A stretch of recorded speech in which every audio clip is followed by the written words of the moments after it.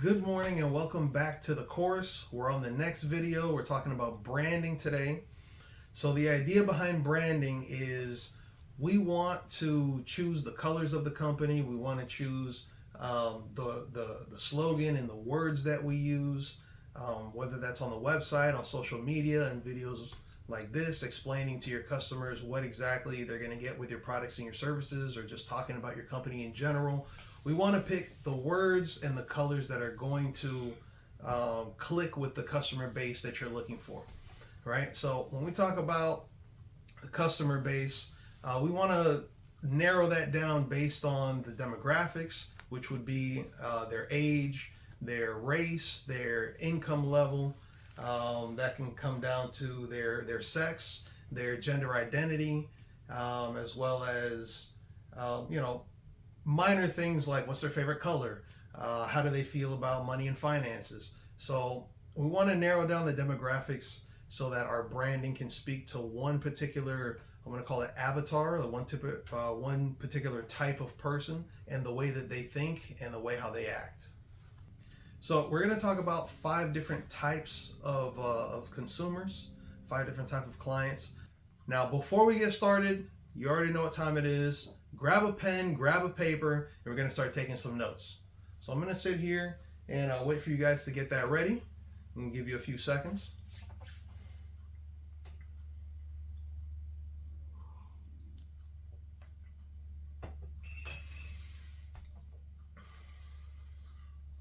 Okay, so if we're ready to get started, the first type is going to be neutral. So on the top of the page, I want you to write demographics. Then under that, I want you to write types of clients. And then number 1, tactile, then neutral, then withdrawal, experimental, and traditional.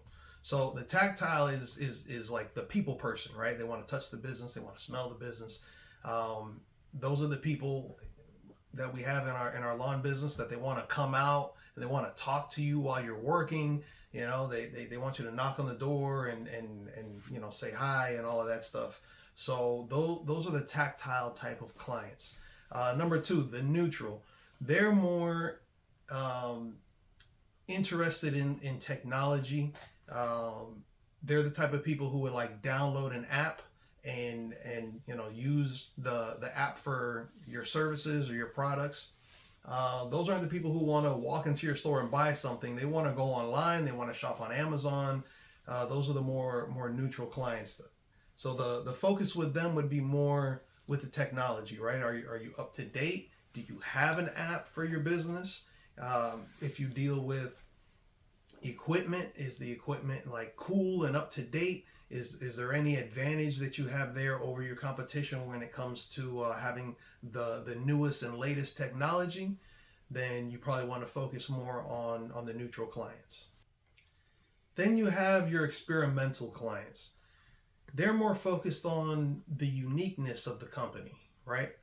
Are you like a first mover in the industry? Is this the first type of business in this sector, right? So, for example, Facebook was a first mover, right?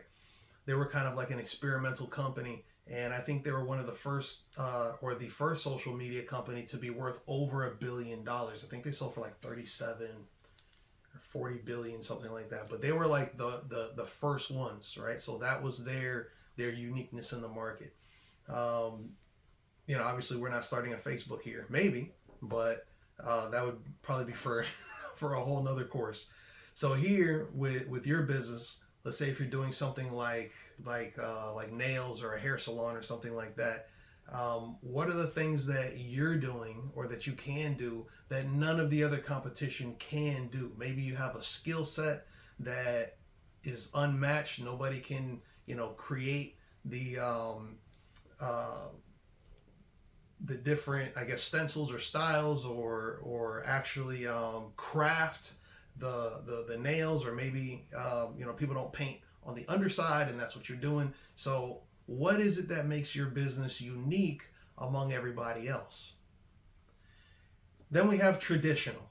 So the traditional clients are more focused on the dependability of the business, right? They want to know that you're going to be there on time, on schedule, that you actually have a schedule, that you're able to keep that schedule, that financially your business is sound, right? That you're not one of these fly by night, here today, gone tomorrow type of businesses, that they can depend that you're going to be there, right? We have clients with our landscaping company on the maintenance side that they pay for the whole year up front because they trust that we're going to be around for the next year. They also trust our dependability, that we are going to show up. We're not going to run off with the money. And they also trust that just because they paid up front doesn't mean that now we're going to slack on the quality for the rest of the year. So we have clients who are more focused on dependability. So if that's the type of industry that you're in, that you need something reliable, then the transitional clients are probably who you're going to want to focus on. And finally, we have our traditional clients. The traditional clients are more focused on your financial competitiveness, right? So this would more apply to an industry that's kind of, what's the word I'm looking for? Commoditized. That's the word I was looking for. So, traditionally, lawn services is kind of a commoditized business. There are ways to stand out, but for the most part, you see, hundreds of businesses. They're all the same. It's either a pickup truck or a dump truck, and they're hauling a trailer, pretty much. We've differentiated ourselves with the ramp rack, with the efficiency that we use, our crew size, the way how we train. So, we're not like a cookie cutter lawn service, but for the most part, that's the rest of the industry, right? Pool service is pretty much a commodity.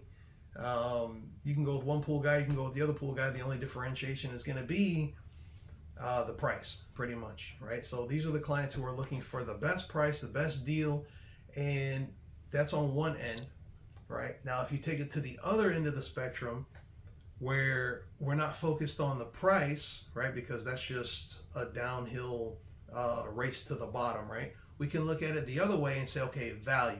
Let's focus on the value, right? So don't overlook your traditional clients because you think that they're all going to be cheap and just looking for the best deal price-wise.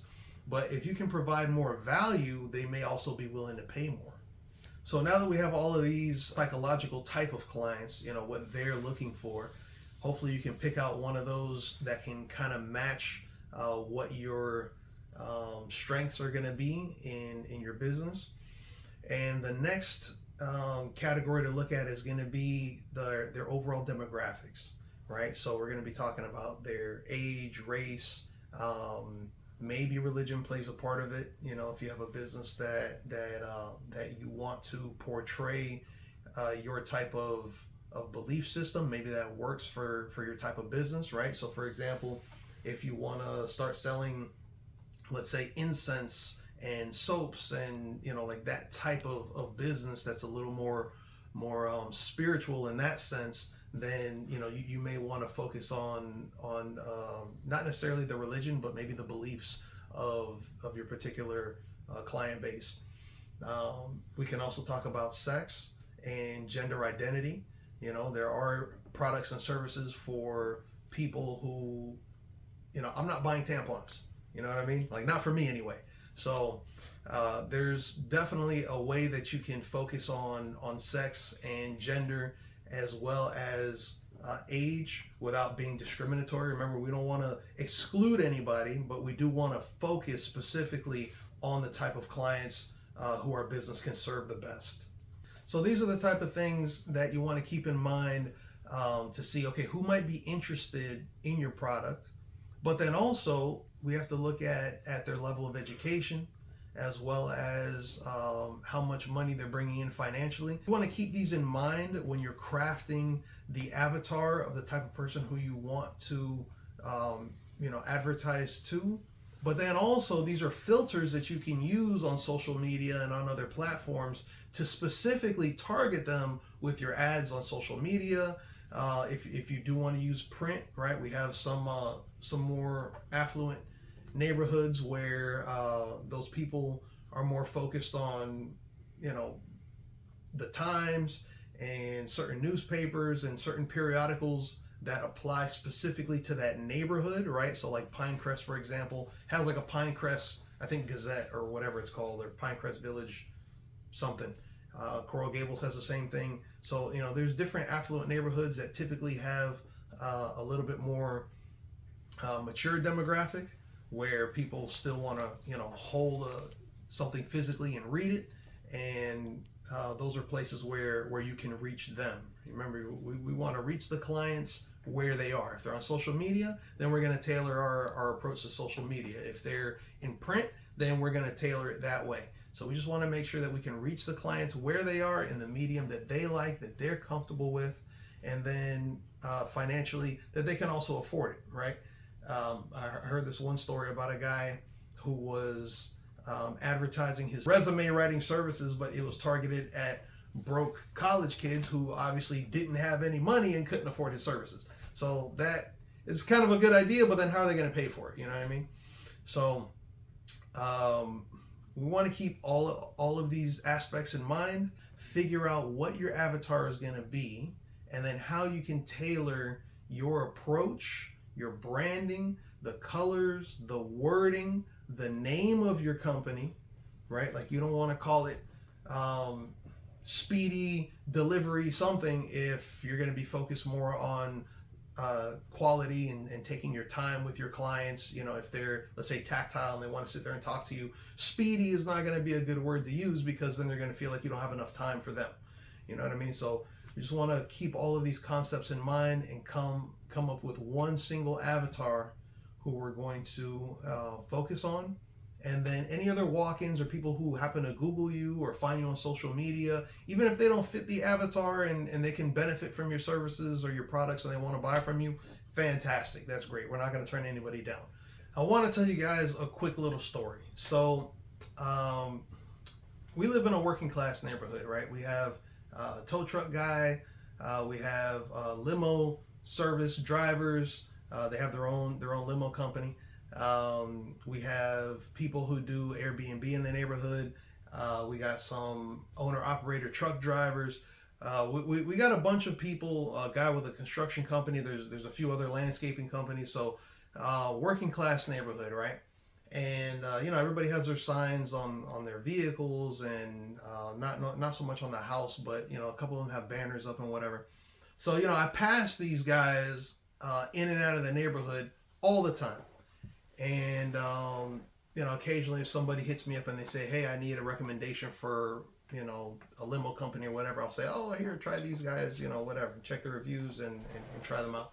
So I have like a AAA type service that belongs to, or it's offered through another app, right? So I have an app that as like an add-on service. It has like a tow package and, you know, roadside assistance and whatever. So, you know, I don't have AAA, and I wouldn't just call like a random tow truck company if I needed it. So one day I was out of services. My car left me on the side of the road in the turnpike. So I Ubered home, and then once I got home, I passed by again the tow truck guy. I had already saved the phone number, so his tow truck wasn't there, but I did have the phone number because I saved it like, oh, you know, I might need this one day. And since I was out of services, I called him, and it was on his way home, obviously, because he was in my neighborhood. We both live in the same place. He just happened to be, you know, at the right place at the right time. I see him all the time, and I finally wrote down the number. Now, on a regular day-to-day basis, unless somebody needs your service right then and there, and they happen to see your vehicle or whatever your like the medium that you advertise in, chances are they're not going to look for you, right? You know, we drive down in traffic and we see people's phone numbers on their vehicles all the time, and we don't necessarily take a picture of it or save it or call them or whatever unless we have a need right then and there. So keep in mind that it is good to advertise with your vehicle if you have that type of business.